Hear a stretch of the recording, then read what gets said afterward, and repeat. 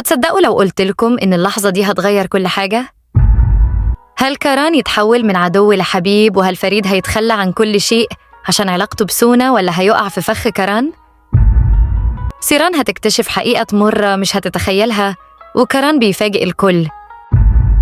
ولكن والمفاجأة الكبيرة هتكون في النهاية.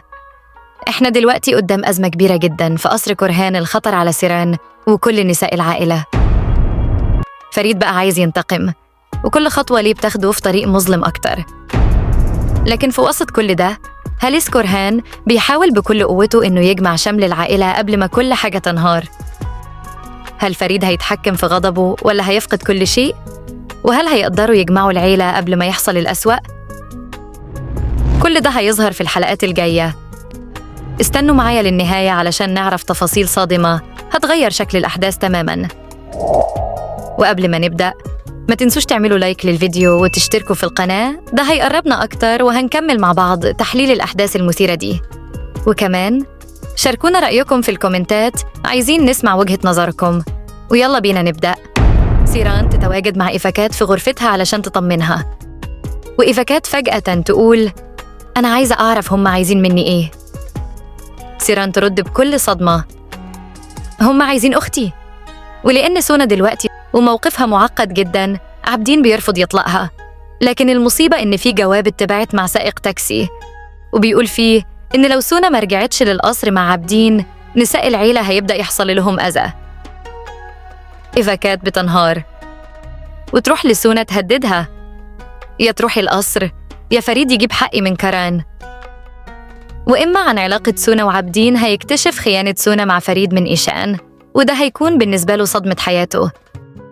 هيفقد الثقة فيها تماماً وهيقرر إنهاء علاقتهم.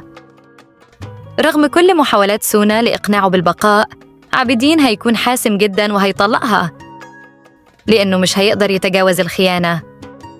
بعد طلاقه من سونا، إيشان هتبدأ تقرب منه أكتر. إما عن سونا، خيانة سونا مع فريد هتتفجر قدام الجميع، وده هيخليها تخسر كل شيء، سواء زوجها عابدين أو علاقتها بسيران اللي هتحس إنها خانتها هي كمان. سونا هتكتشف إنها حامل، وده هيخلي الأمور أكتر تعقيداً. الشك هيبدأ يسيطر عليها، هتعيش حالة من التوتر والخوف من رد فعل الجميع لما يعرفوا الحقيقة. سونا هتحاول تستعيد ثقة عابدين، لكنها هتلاقي إنه خلاص فقد الأمل فيها. كمان علاقتها بسيران هتبقى شبه مستحيلة بسبب حجم الصدمة. بعد كل اللي هيحصل، سونا هتعيش في عزلة وخوف من مواجهة المجتمع. هيكون عندها أمل إنها تبدأ من جديد، لكن هل هيقدر حد يسامحها؟ المواجهة تبدأ. فريد بياخد رجاله وبيروح لقصر شيشيك، وسيران بتلحقه لأنها خايفة عليه، لكنه بيقرر يدخل القصر ويواجه كاران، والمواجهة بتتحول لضرب ناري. فريد بيصيب كاران، لكن الإصابة مش خطيرة. بياخده معاه علشان ينتقم منه ويواجهه. ليه عملت كده؟ وهنا المفاجأة، كاران يعرف أسرار خطيرة جداً عن فريد. كاران هيحاول بكل الطرق يضغط على فريد باستخدام أسراره، خصوصاً علاقته بسونا. هيبتزه ويهدده بفضح كل حاجة قدام العائلة وسيران تحديداً، لكن ده مش هيكفيه. بعد ما فريد يسيبه حي ويقرر إنه يتراجع عن قتله عشان يحمي أسراره، كاران هيعتبر ده أكبر إهانة ليه. هيبدأ يخطط لانتقام أقوى وأذكى، وده هيشمل استغلال نقاط ضعف فريد عشان يدمره نفسياً ويحرمه من سيران للأبد. كاران هيحاول يجذب عابدين لصفه عن طريق التلاعب بمشاعره تجاه خيانة سونا، لكن عابدين هيرفض المشاركة في إيذاء سيران لأنها قريبة منه. ده هيخلي في مواجهة مباشرة بينهم، وقد تصل لتصفية حسابات خطيرة. المواجهة الثانية هتبدأ لما كاران يدخل فجأة قصر كورهان ويبدأ الهجوم في القصر بشكل مفاجئ. لكن الصدمة إن سيران هتكون بعيدة عن الإصابات، بينما شخص تاني من العيلة هو اللي هيتصاب في الهجوم ده. كاران مش جاي للسلام، هو جاي عشان يخطف سيران ويحقق هدفه في تدمير كل حاجة. في نفس الوقت فريد هيتواجه مع كاران في صراع قوي، وكل واحد فيهم عنده أهدافه اللي مش هيسمح للتاني يقف في طريقه. هل هيقدر فريد يحمي سيران؟ وهل هتنجح سيران في الهروب من كاران؟ الأحداث هتكون مشوقة جداً، وكل ثانية هتكون مليانة خطر. رغم كل خططه الشريرة، حب كاران لسيران هيبدأ يظهر بشكل قوي. هيبدأ يتراجع عن أذيتها تدريجياً ويظهر جانب إنساني في شخصيته لأول مرة.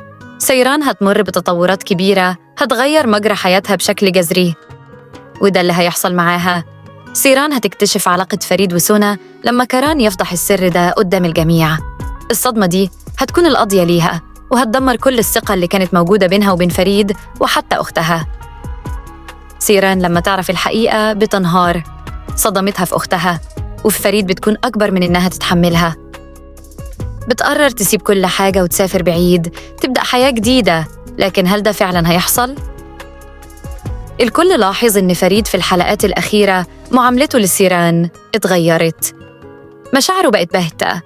لكن هل ده بسبب تأنيب الضمير من خيانته ولا حبه فعلاً بدأ يقل؟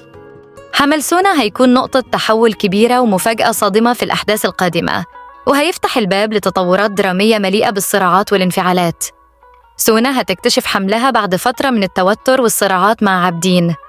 هيكون الحمل بمثابة صدمة كبيرة لعابدين، خاصة إنه مش هيكون متأكد إذا كان الطفل ابنه أو ابن فريد بسبب الشكوك اللي عنده. عابدين هيواجه صراع داخلي بين حبه لسونا ورغبته في الانتقام منها لو كان الطفل مش ابنه. لو تأكد إن الطفل ابنه، ممكن يقرر يحارب لحماية سونا والطفل، لكن لو شك إنه ابن فريد، غضبه هيكون كارثي.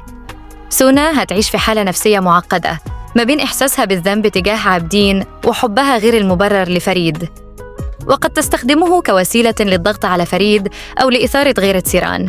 إذا علمت سيران بحمل أختها، ده ممكن يكون القشة اللي تقطع علاقتها بفريد تماماً. هيزيد التوتر بينهم، وده ممكن يدفع سيران للابتعاد عن العائلة أو لاتخاذ قرار قوي تجاه علاقتها بفريد. في المقابل، ده ممكن يسبب انقسام في العائلة وشيشيك ممكن تستخدم الحمل كسلاح لإضعاف العلاقة بين فريد وسيران بالكامل.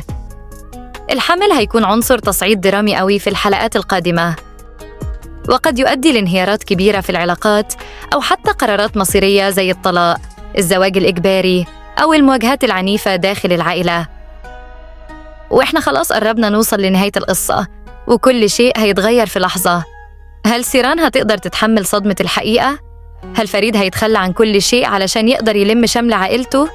وإزاي هتتغير حياة كاران بعد كل اللي حصل؟ وكل ده لسه في أحداث ما شفتوهاش. لكن في حاجة مهمة لازم تعرفوها قبل ما كنتوا متحمسين للي جاي. اعملوا لايك واشتراك في القناة علشان تتابعوا كل جديد، وقولوا لنا في الكومنتات رأيكم. مستنيين تعليقاتكم. خليكم معانا علشان كل التفاصيل تكون في الفيديو الجاي. خليكم مستعدين لأن المفاجآت لسه مخلصتش. سلام.